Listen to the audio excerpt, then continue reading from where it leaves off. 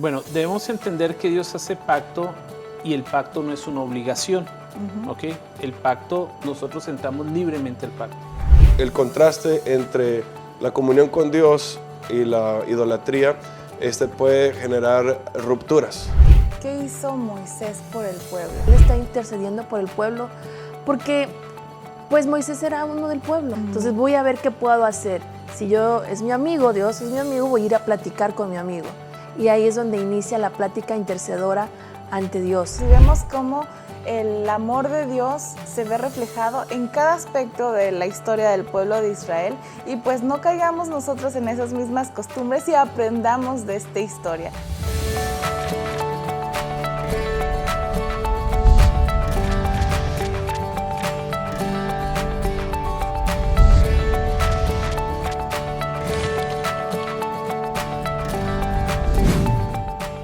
Hola, ¿qué tal? Bienvenidos a un nuevo estudio de la Escuela Sabática Universitaria. El día de hoy vamos a estudiar la lección 11, que dice Apostasía e Intercesión. Ese es el título de nuestra lección.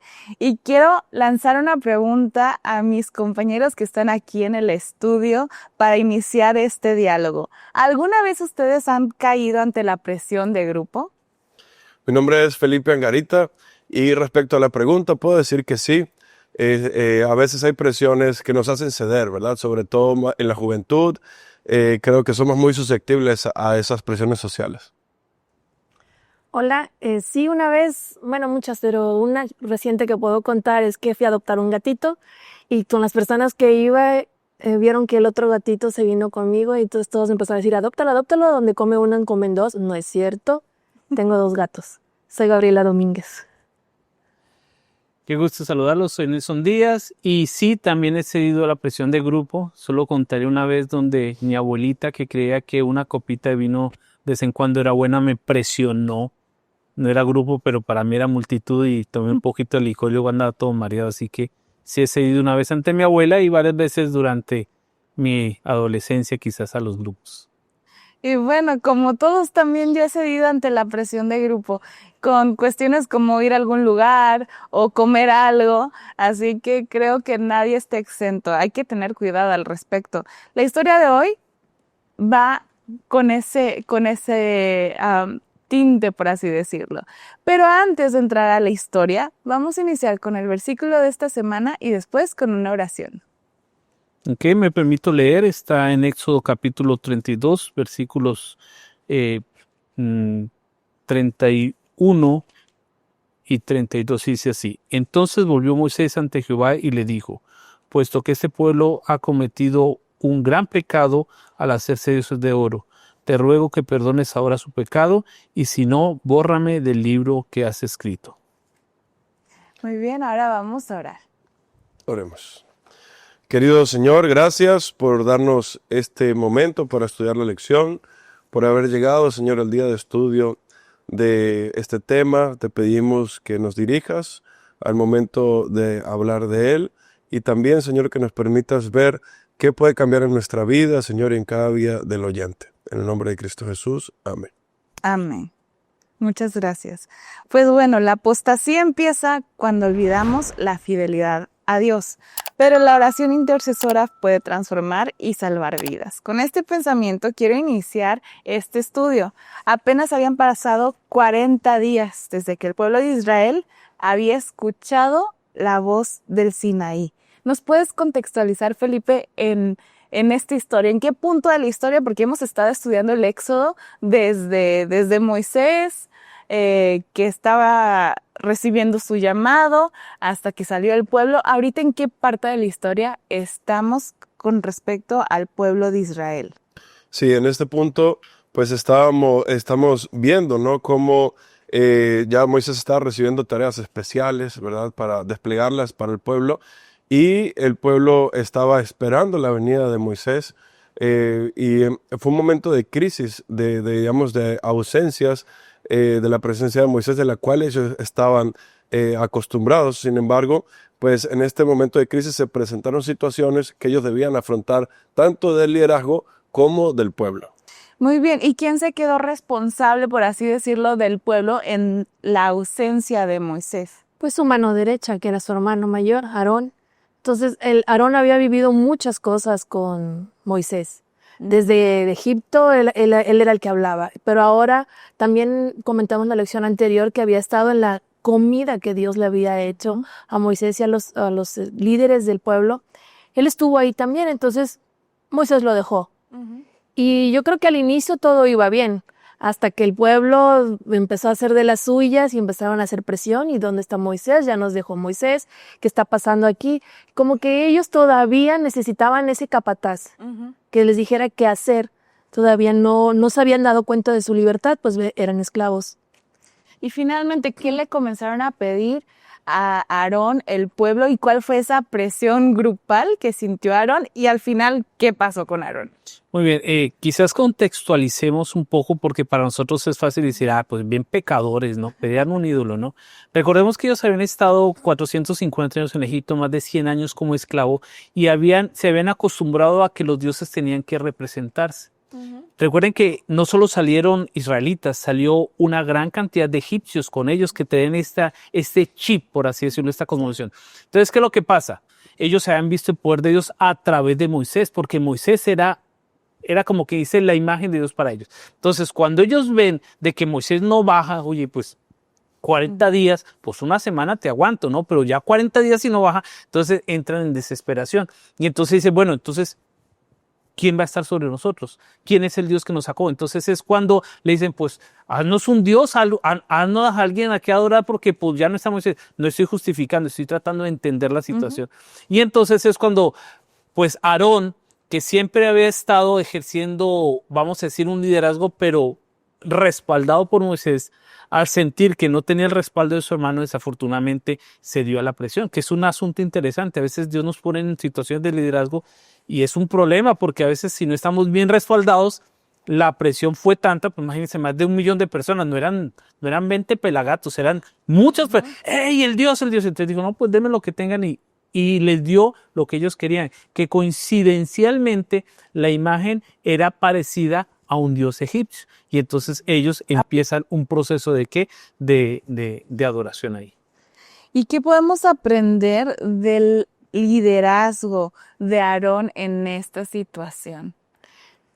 Es que ya el pastor lo dijo, es difícil, ¿no? Pero era un momento en que él, como estaba de segundas, podía salir adelante, o sea, podía tomar el liderazgo que su hermano había dejado y decir, no, somos un pueblo de Dios y no somos idólatras.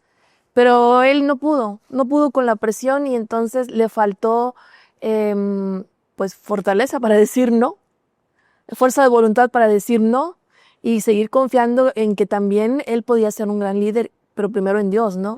Porque él cedió y al ceder, pues dijo, bueno, hagamos esto. Sí. Lo chistoso es cuando le llaman a cuentas y la respuesta que da, pero luego la vamos a ver. Creo que desde el punto de vista del liderazgo, ¿no? Es una expresión de la gobernanza y podemos ejercer liderazgo con nosotros mismos y también con grupos de personas. En este caso, estamos hablando de una masa, ¿no? Pues prácticamente una nación y Aarón debía de ejercer su liderazgo y fue puesto a prueba en este momento de nivel de crisis alto, ¿no? Y desde el punto de vista del liderazgo podemos ver que él podría haberse, digamos, confrontado con la masa y haber planteado los lineamientos y muchas veces requerimos eso. A veces una sola persona puede gestionar el cambio dentro del grupo o puede ser, digamos, afectado, ¿no? Su decisión. Por lo cual nos recuerda que siempre las decisiones en masa son volubles. La masa tiene una volubilidad y el líder tiene la fuerza para ejercer el criterio de las decisiones que se van a tomar allí. Muchas gracias, Felipe. Y bueno, vamos a ver qué opina nuestra audiencia sobre, ¿creen que el silencio de Dios significa abandono? Yo creo que es un periodo de prueba, de valentía, en el cual nuestra fe se fortalece para poder alcanzar las bendiciones de Dios. No, realmente Dios siempre está a nuestro lado, independientemente de lo que nosotros podamos pensar o percibir. Él está acompañándonos siempre porque es nuestro Padre. Considero que el silencio de Dios, más que un silencio, es un trabajo que él hace. Hay una frase que me gusta mucho que dice que cuando Dios está en silencio es porque está trabajando. No es un silencio realmente de manera que nosotros no podemos comprender. Sin embargo, cuando estamos en silencio es cuando nosotros podemos reflexionar las maravillas y las bondades que también Dios ha hecho en nuestras vidas. Y creo que eso es muy importante. No es más que un silencio de Dios, sino un momento para que nosotros como seres humanos podamos reflexionar y podamos también encontrar lógicamente y racionalmente las respuestas que necesitamos. Bueno, ya escuchamos que el pueblo de Israel estaba en un momento de silencio, entre comillas, porque estaba hablando directamente con Dios, Moisés en el monte, y el pueblo en esta incertidumbre recurrió hacia el liderazgo de Aarón y le hizo una solicitud. Sabemos que Aarón sucumbió y este ejercicio de liderazgo quizás no fue el más propicio. Quiero retomar la pregunta que hiciste porque hay un elemento interesante y tiene que ver con que el liderazgo no se ejerce solo. La escritora Elena G. White menciona que algunos se mantuvieron fieles a Dios. Y si nosotros seguimos la historia, lo vamos a ver más adelante, luego llega Moisés. Y cuando Moisés va a corregir la situación, no lo hace solo, dice, ¿quién está de parte de Jehová? Y convoca a otros, ¿sí? Yo tengo una lección aquí importante. Si Dios nos coloca en una posición de liderazgo, no nos pone necesariamente solos. ¿Cuál fue el problema de Elías en el Monte Carmelo? Después de que la reina dijo, te voy a matar, dijo, ay, Señor, es que solo yo he quedado. No. Cuando Dios pone un líder, siempre se asegurará de que hayan personas que lo puedan respaldar. Y en mi liderazgo, yo tengo que conectarme con aquellas personas que están bien fundamentadas en la palabra de Dios para poder ejercer un liderazgo corporativo. Es una lección que traigo de ahí, perdón. Muchas gracias, pastor. Y efectivamente, todos hemos sucumbido ante la presión del grupo, así que mejor vamos a rodearnos de personas que fortalezcan nuestra espiritualidad y también que ayuden a un liderazgo efectivo. La escritora Elena G. White dice, Aarón debió mantenerse firme, su timidez solo fortaleció la rebelión. A veces hay que fortalecer esas deficiencias, por así decirlo, en nuestro carácter para poder mantenernos firmes ante la presión. Pero bueno, ya cayeron ante la presión e hicieron un ídolo. Pero ¿qué es la idolatría? Pastor, si nos pudiera usted contextualizar sobre o definir qué es la idolatría. Ok, yo no se lo voy a definir, le pedí a la IA que lo haga por nosotros. Me gustó lo que me contestó, dice, en la Biblia, la idolatría se refiere a la adoración de cualquier cosa o persona en lugar de Dios, en la exaltación de algo por encima de Dios. La idolatría no se limita a la adoración de ídolos físicos, sino que puede abarcar cualquier cosa que tome el lugar de Dios en la vida de una persona, como el dinero, el poder, el placer o incluso la propia familia. Entonces, idolatría es simplemente cuando yo quito a Dios de su lugar y pongo cualquier otra cosa, persona o circunstancia.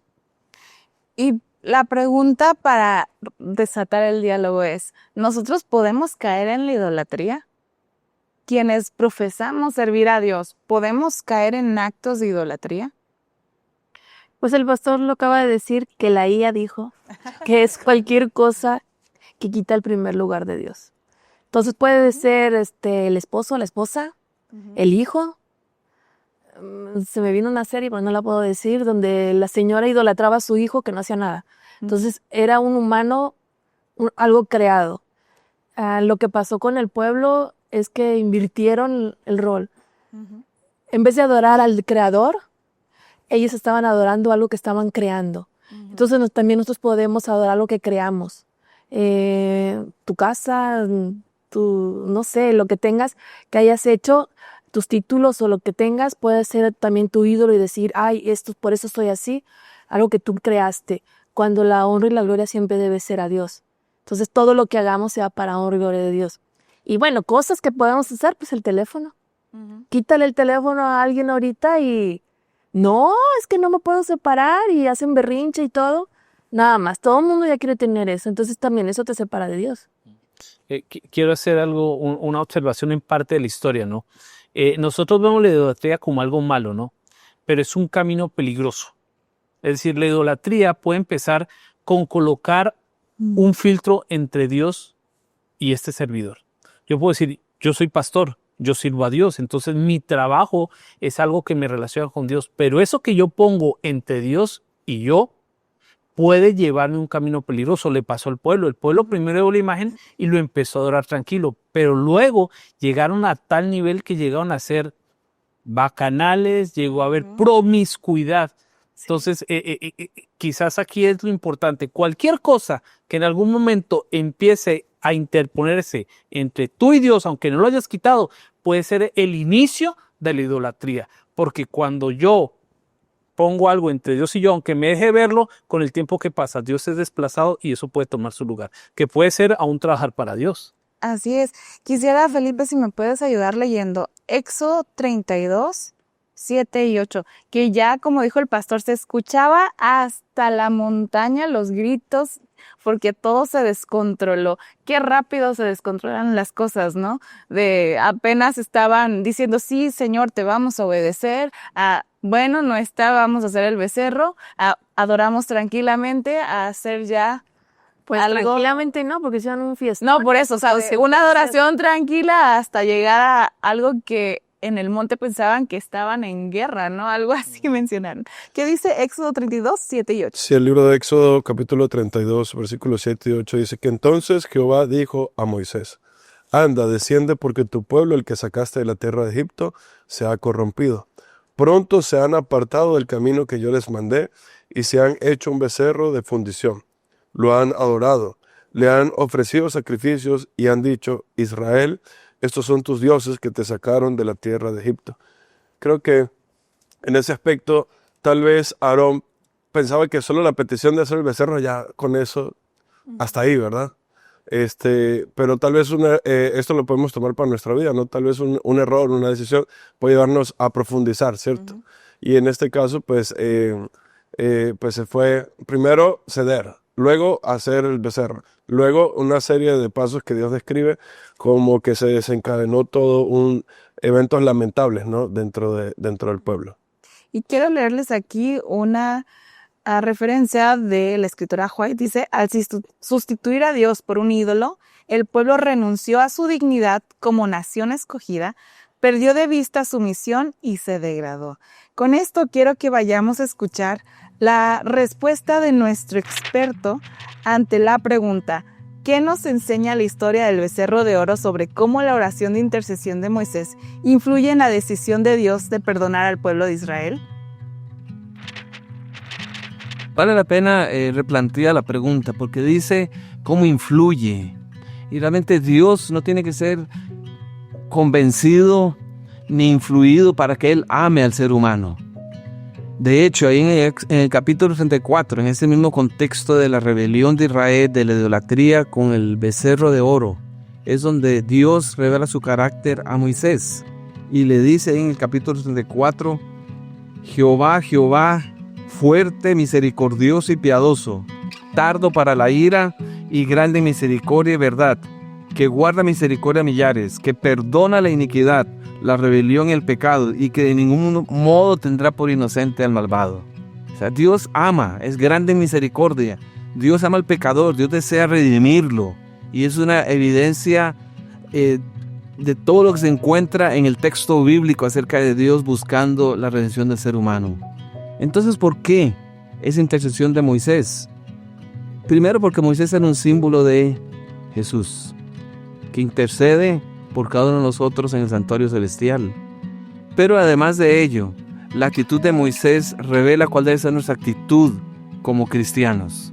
Dios desea que esa pasión que Él tiene por las almas, ese deseo de que nadie se pierda, también se refleje en nuestras vidas. Que seamos intercesores, que roguemos por otras personas. Y si revisamos la oración que hace Moisés, tiene dos detalles. Primero, él le recuerda a Dios y le dice, ¿por qué han de hablar los egipcios diciendo para mal los sacó, para matarlos en los montes y para raerlos sobre la faz de la tierra? En otras palabras, Moisés estaba preocupado por lo que podrían decir la imagen de Dios ante el mundo.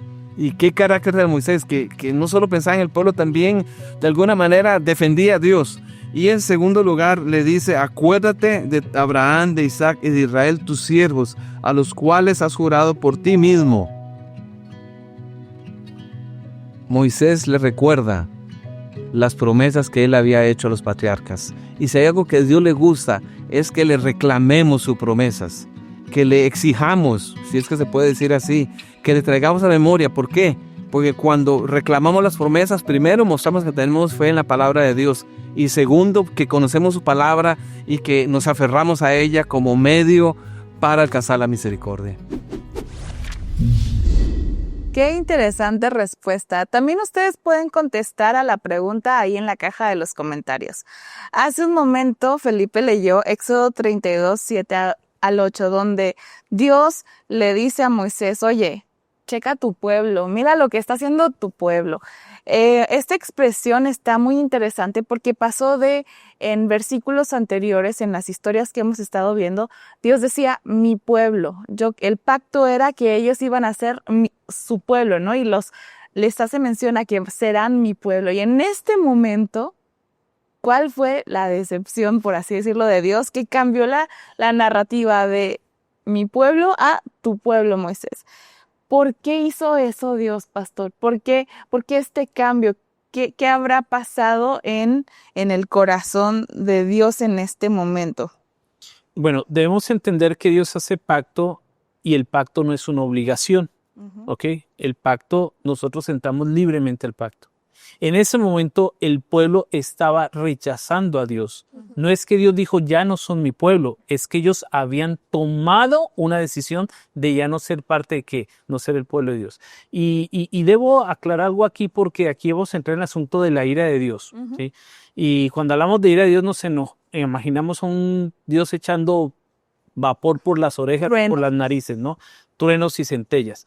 Pero es importante que entendamos que la descripción que se hace de las emociones de Dios es tratando de que nosotros comprendamos algo que es incomprensible. Voy a mencionar un ejemplo. En Génesis 6:6 se dice que Dios se arrepintió de crear al hombre cuando el diluvio. ¿Será que Dios se arrepiente? No.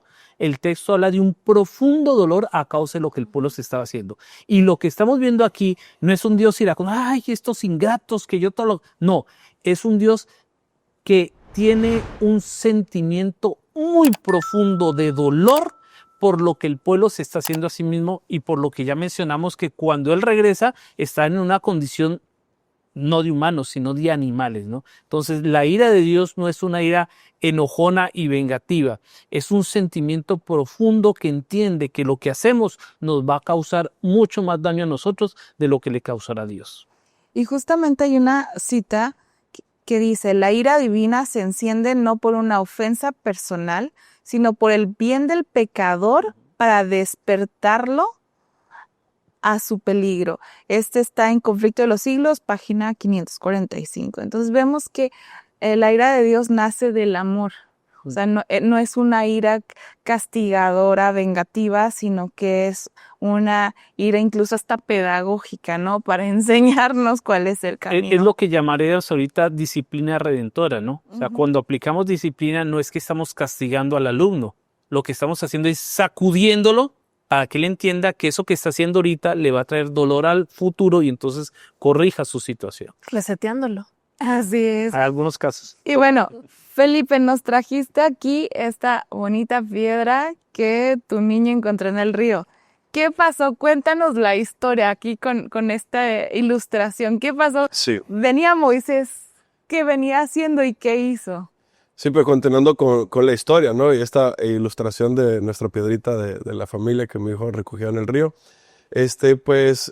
Creo que había sido un esfuerzo, digamos, bastante grande para Moisés haber estado con Dios y un gran momento de comunión con el Señor, ¿verdad? Que de pronto no podemos dimensionar y según nos lo dice la Escritura, pues fue algo que inclusive más adelante vamos a estudiar su rostro, su cuerpo, tenía signos de haber compartido con Dios. Y creo que a veces las situaciones contrastantes de como Moisés descendiendo al pueblo y encontrarse con esto, pues fue una gran desdicha, ¿verdad? Expresada en sus acciones que quedaron registradas en el texto bíblico. Así que si consideramos este momento de descenso del monte y en el que Moisés se encuentra con el pueblo, podemos ver cómo el contraste entre la comunión con Dios y la idolatría puede generar rupturas, ¿verdad?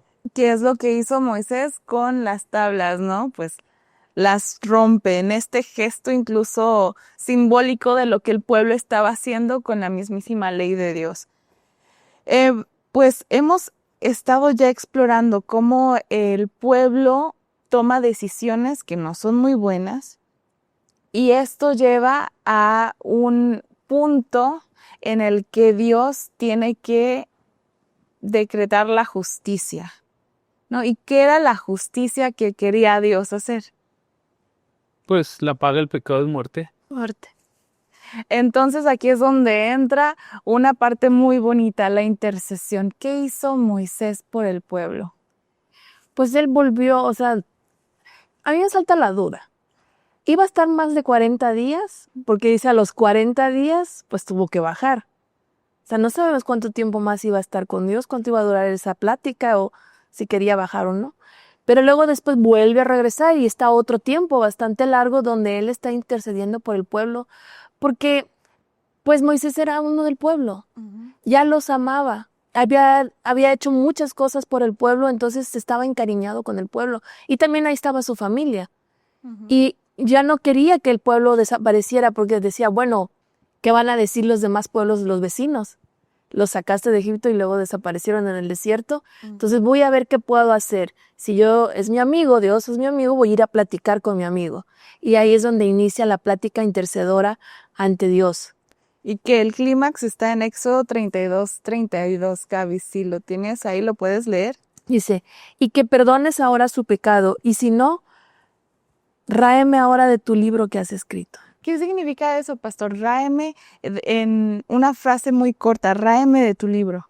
Es decir, castígame a mí por ellos. Es lo que hizo Cristo Jesús, asumir el castigo que a otros le corresponde. Sí, estaba haciendo una imagen de lo que Jesús vino a hacer después.